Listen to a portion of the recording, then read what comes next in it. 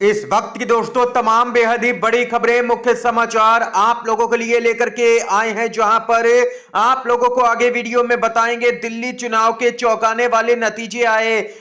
दिल्ली ही नहीं पूरे देश की जनता नतीजों को देख करके हो गई हैरान। केजरीवाल का दिल्ली के नतीजों पर पहला रिएक्शन भी आ चुका है और इसके साथ ही दिल्ली का सचिवालय भी सील कर दिया गया है।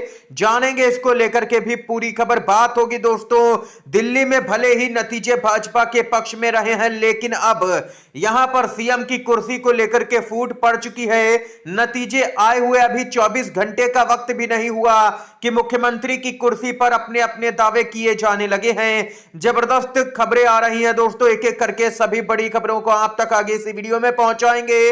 दोस्तों खबरों की तरफ बढ़ते हैं उससे पहले अगर आप लोग भी खुले तौर पर यही मांग करते हैं कि सभी चुनावों में बैलेट पेपर के जरिए निष्पक्ष तरीके से वोटिंग होनी चाहिए, तो अभी इस वीडियो को लाइक कीजिएगा दोस्तों, और कमेंट बॉक्स में हैशटैग के साथ में वी सपोर्ट बैलेट पेपर जरूर ही कमेंट कीजिएगा। दोस्तों आप लोगों को यहां पर सबसे पहले कुछ जरूरी आंकड़े बताते चले, उसके बाद जानेंगे कि नतीजों के तुरंत बाद बीजेपी में जबरदस्त भूचाल आता हुआ नजर आ रहा है सीएम पद को लेकर के।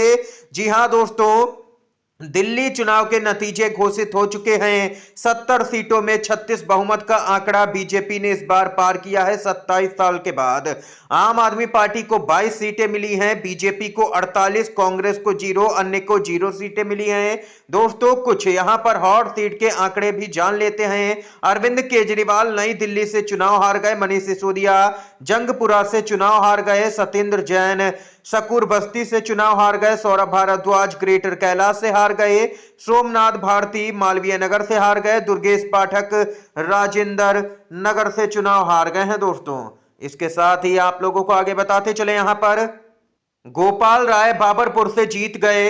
इसके साथ ही यहां पर राखी बिरला मादीपुर से आम आदमी पार्टी की प्रत्याशी हार गई हैं। कैलाश गहलोत बीजेपी के बीजवासन से जीत गए हैं दोस्तों।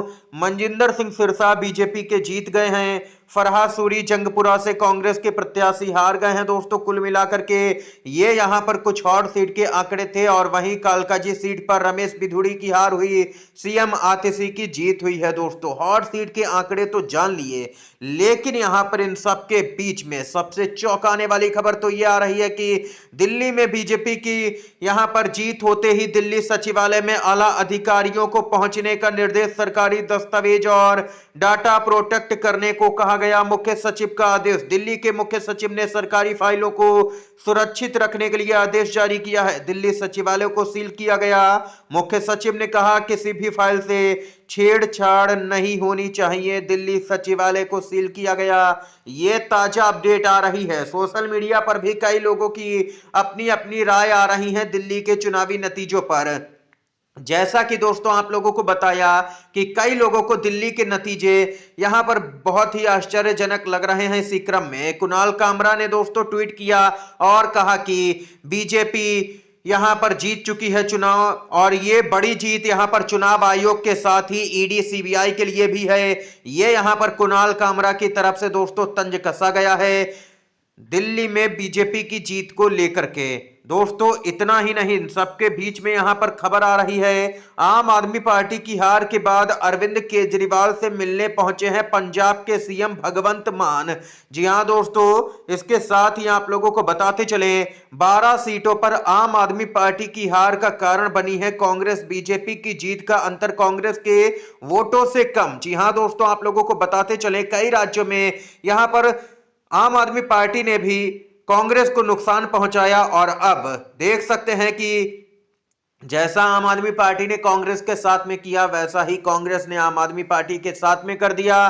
तो यहां पर आम आदमी पार्टी की जबरदस्त हार हो चुकी है। और वैसे कांग्रेस का थिंक टैंक यही चाह रहा था कि दिल्ली में बीजेपी की सत्ता आ जाए, क्योंकि आम आदमी पार्टी के रवाना होने में ही कांग्रेस का फ्यूचर था। क्योंकि मुकाबला बीजेपी वर्सेस कांग्रेस होने से वापस मुस्लिम, दलित और झुग्गी झोपड़ी वोट बैंक कांग्रेस को मिलेगा। वहीं पंजाब में अब कांग्रेस और सियासी सेफ जोन में आ चुकी है। यह अपडेट आई है दोस्तों। दिल्ली सीएम आतिशी की बड़ी जीत हुई है। कालकाजी सीट से जीत की मिली सफलता, रमेश बिधूड़ी को हरा करके आतिशी ने बड़ा उलटफेर किया है दोस्तों। ये ताजा अपडेट थी दिल्ली के चुनावी नतीजों को लेकर के, लेकिन बीजेपी के चुनाव जीतते ही जबरदस्त फूट पड़ चुकी है। यहां पर प्रवेश वर्मा ने अरविंद केजरीवाल को चुनाव हराया और सबसे बड़े यहां पर दावेदार माने जा रहे हैं सीएम पद को लेकर के।